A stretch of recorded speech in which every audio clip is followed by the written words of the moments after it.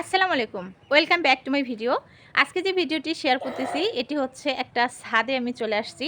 আর এই যে ছাদটা সেটা হচ্ছে চেয়ারম্যান চাচার, বড়ঘাটা ইউনিয়ন পরিষদের চেয়ারম্যান। উনি আমার চাচা শ্বশুর হন। হঠাৎ জরুরি তরফে আমি চলে আসছি এখানে গ্রামের বাড়িতে। মানে আমার শাশুড়ি আর কি ইনভাইট করছিল দুপুরে খাওয়ার জন্য।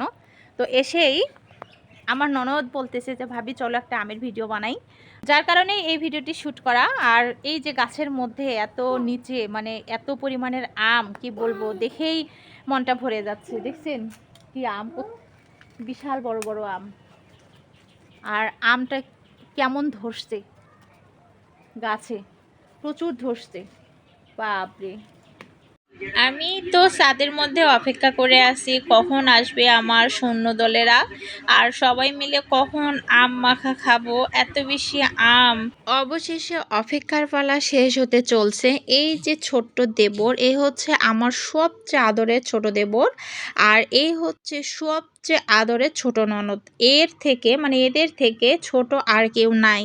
তো সবাই মিলে আমরা হাজির হয়ে গেলাম আম মাখা খেতে। যা যা লাগে, লবণ, মরিচ, পানি, বাটি, যা কিছু আছে সব মিলিয়ে আমরা চলে আসছি। আর ডেকোরেশনের জন্য এখানে বিভিন্ন রকমের ফুল কিছু নিয়েছি, যেটা ভিডিওটা দেখতে সুন্দর লাগে। গাছ থেকে আম পেড়ে নিজের হাতে লবণ মরিচ মেখে খাওয়ার স্বাদেই আলাদা, তাই না?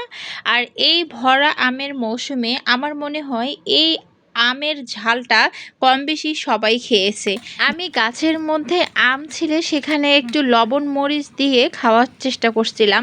তো এত পরিমাণে টক ছিল, বিশেষ করে খেতেই পারছিলাম না।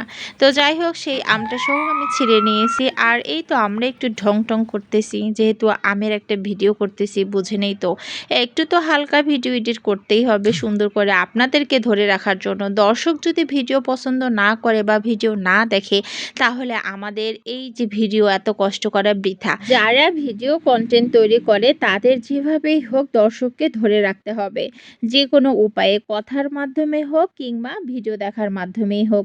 যতক্ষণ পর্যন্ত দর্শক আমাদের থাকবে, মানে আমরা ধরে রাখতে পারবো, ততক্ষণ আমাদের ভিডিওর জন্য লাভ।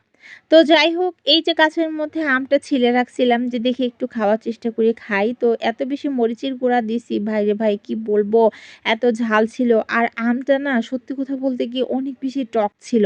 মানে এত বেশি টক ছিল, খাওয়াই যাচ্ছিল না।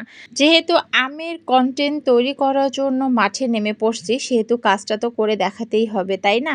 তো যাই হোক, এখন আমাদের সব কাজ শেষ, আম খাওয়ার পালা। এখন আমরা আম খেতে বসছি। আর এই তো আমার আয়েন সোনাও, সেও বসছে সুন্দরভাবে আম খেতে।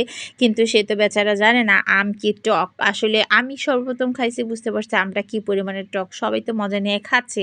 বাকি যে সৈন্যরা ছিল সবাই ছিল, তারা মাঠে ছিল, মাঠে খেলতেছে। খেলার নেশায় তাদের আমের নেশা ভুলেই গেছে।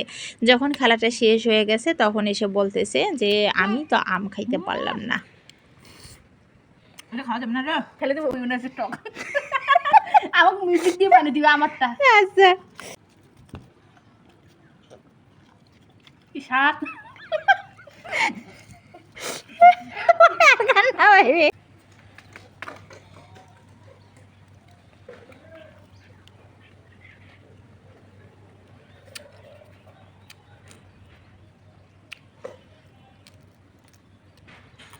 খুব ঝাল কিন্তু। ও বাবা, কি